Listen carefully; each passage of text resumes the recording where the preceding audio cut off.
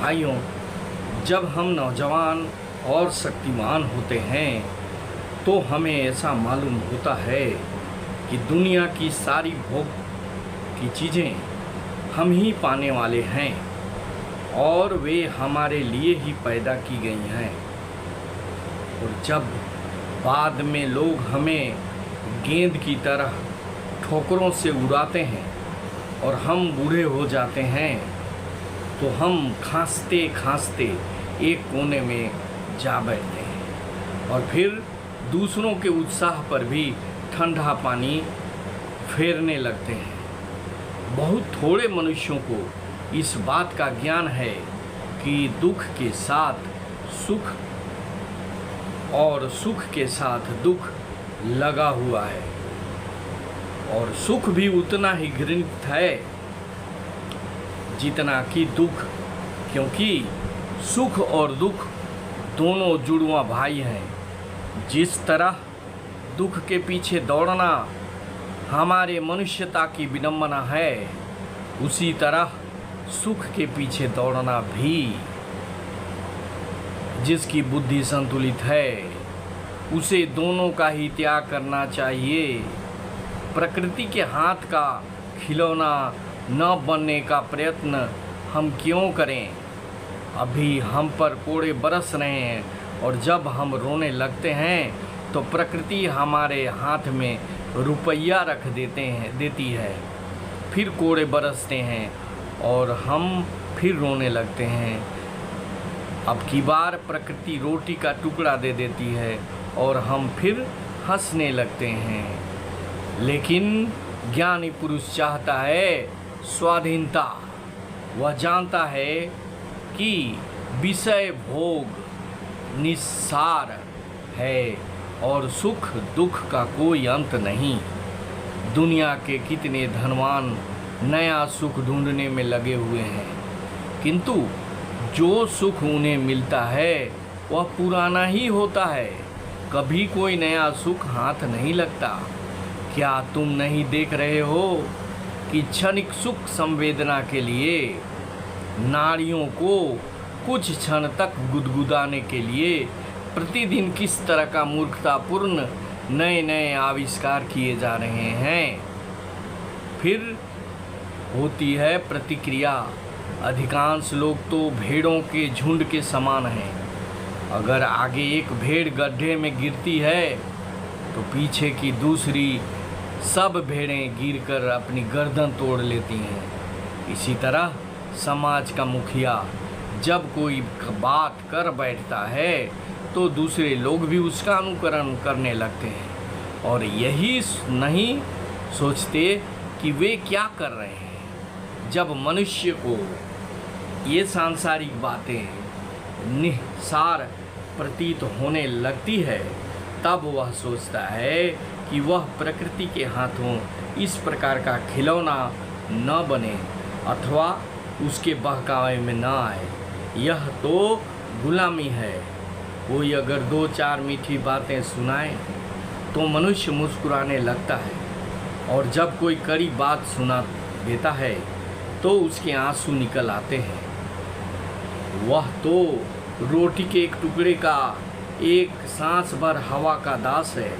वह तो कपड़े लत्ते का, स्वदेश प्रेमी कहलाने का, अपने देश और अपने नाम यश का गुलाम है।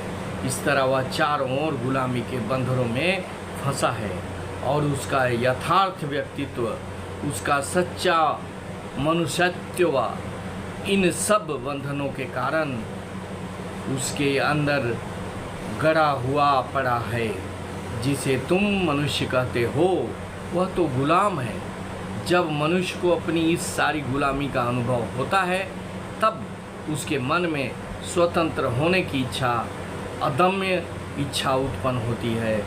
यदि किसी मनुष्य के सिर पर दहकता आग रख दिया जाए तो वह मनुष्य उसे दूर फेंकने के लिए कैसा छटपटाएगा।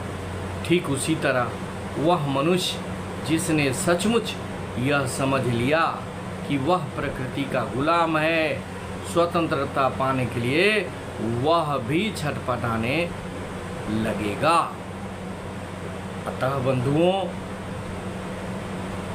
गुलामी को समझना है। हम प्रकृति के गुलाम हैं, हम माया जंजाल के गुलाम हैं, हम चारों ओर विभिन्न प्रकार के उत्साहवर्धक चीज़ों से के गुलाम हैं।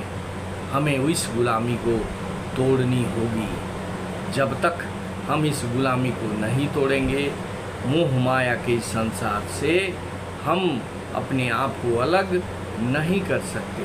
और जब तक हम अपने आप को इससे अलग नहीं करेंगे, परमात्मा के समक्ष हम पहुंच नहीं पाएंगे।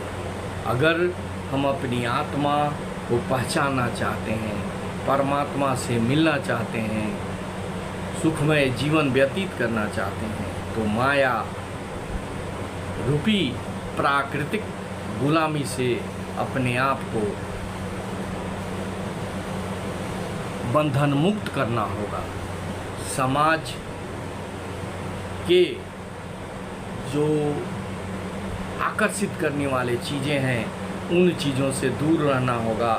भोग विलास की ज़िंदगी छोड़नी होगी, क्योंकि समझना होगा आज हम जवान हैं, कल हम बूढ़े हो जाएंगे।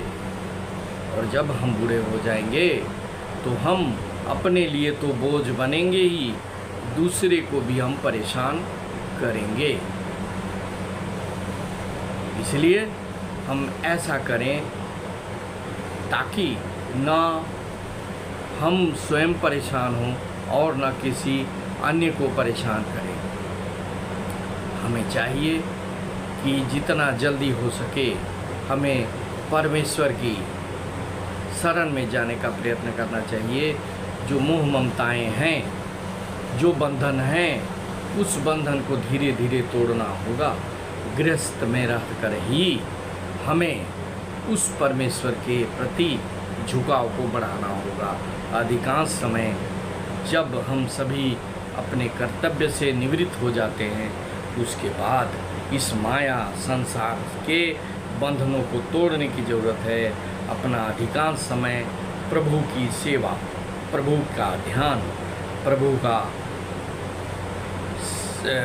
सुमिरन, प्रभु के लिए भजन कीर्तन इत्यादि करना आवश्यक है।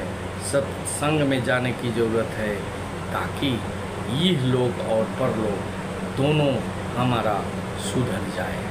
किंतु हम देखते हैं कि आज के मनुष्य अंत समय तक हाय पैसा, हाय पुत्र, हाय धन, हाय दौलत करते रहते हैं।